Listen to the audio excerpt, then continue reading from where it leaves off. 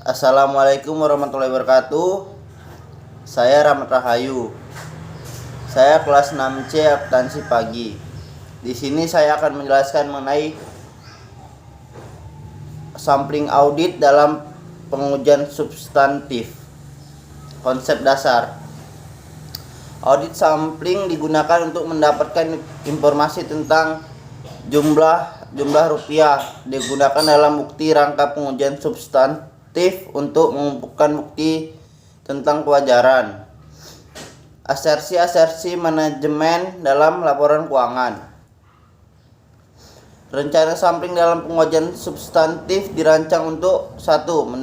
Mendapatkan bukti bahwa saldo rekening tidak salah saji secara material. 2. Membuat estimasi independen tentang suatu jumlah. Pendekatan sampling statistik ada 2. Yang pertama, sampling probabilitas proporsional dengan ukuran atau PPU. Yang kedua, sampling variabel klasik.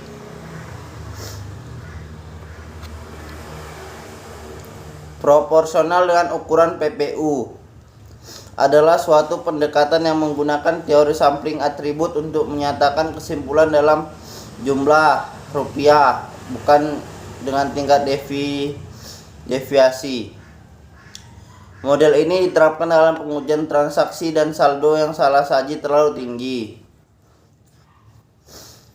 Selanjutnya, proporsional dengan ukuran PPU berguna dalam pengujian 1.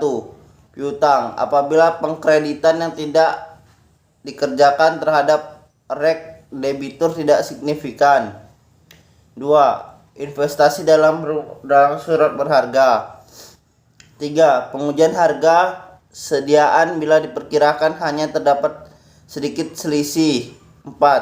Tambahan pada aktiva tetap. Rencana sampling. 1. Menetapkan tujuan rencana. 2. Merumuskan populasi dan unit sampling. 3. Menentukan ukuran sampel. 4. Menentukan metode pemilihan sampel. 5. Melaksanakan rencana sampling. 6. Mengevaluasi hasil sampel.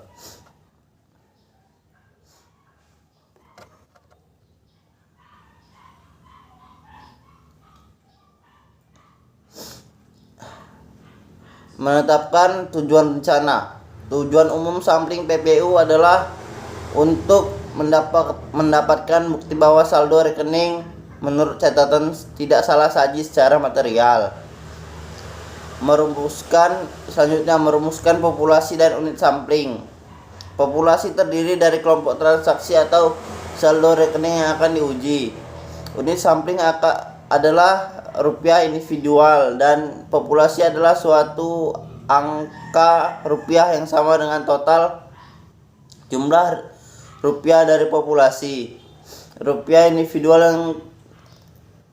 Selanjutnya rupiah individual yang terpilih sebagai sampel kadang-kadang membawa keseluruhan unsur yang lain dari populasi yang sama.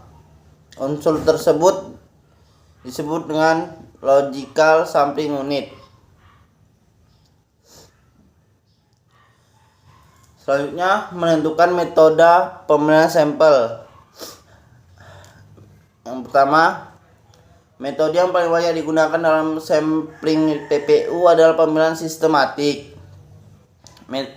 Metode ini membagi total rupiah populasi menjadi interval-interval berupa rumusnya IS sama dengan NB bagi N. IS itu yaitu internal sampling. Yang selanjutnya, melaksanakan rencana sampling. Auditor menerapkan prosedur pengauditan yang sesuai untuk menentukan suatu nilai menurut audit untuk setiap unit logis yang diikut sertakan dalam sampel. Jika ada perbedaan, maka editor harus mencatat nilai buku dan nilai audit dalam KK. Info di atas selanjutnya akan dipakai untuk melakukan proyeksi atas total salah saji dalam populasi. Selanjutnya mengevaluasi hasil sampel. Auditor menghitung batas-batas salah saji atau BAS dari data sampel dan membandingkan dengan salah saji yang ditoleransi yang telah ditetapkan dalam rancangan sampel. Rumusnya ialah BAS sama dengan PS tambah CRS. PS itu yaitu total proyeksi salah saji dalam populasi ditambah dengan CRS, cadangan resiko salah sajinya.